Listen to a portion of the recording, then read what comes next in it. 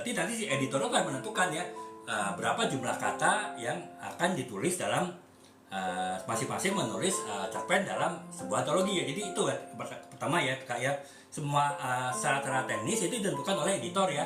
Nah kemudian setelah editor itu menuliskan syarat-syarat teknisnya seperti apa, dan kemudian dia buat semacam flyer ya, semacam pengumuman, misalnya top temanya adalah ini, kemudian jumlah katanya ini, kemudian deadline-nya tanggal segini, kemudian hal-hal yang lain juga itu dari diputuskan oleh si editor ya. Editor itu kemudian menyebarkan ke para penulis tadi, misalnya tadi 20 orang penulis tadi itu disebarkan informasinya gitu ya. Nah itu tugas pertama dari editor gitu. Nah kemudian setelah dia menentukan syarat-syarat penulisan cerpen yang akan dimasukkan dalam sebuah antologi ya, baru dia kemudian dia tugasnya mengumpulkan ya, artinya ya dia memastikan 20 orang penulis tadi itu mengumpulkan karyanya ya, sebuah cerpen masing-masing itu sesuai dengan deadline. Misalnya deadline-nya adalah bulan depan tanggal 1 gitu, misalnya tanggal 1 Juni gitu ya, maksimal pengumpulan ya.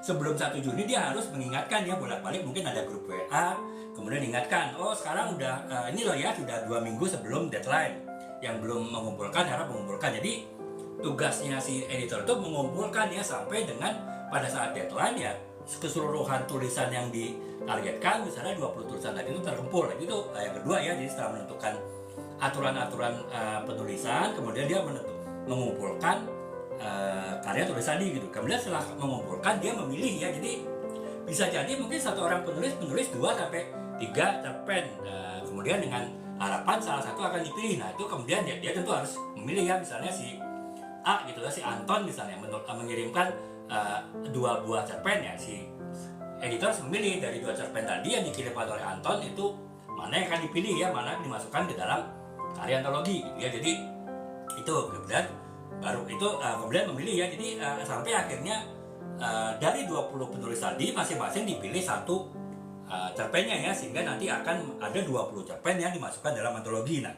setelah dipilih kemudian barulah mengatur urutan ya kayak. Jadi kan tadi ada 20 cerpen dengan tema sama, misalnya ini tema ibu gitu ya, ini tema cinta yang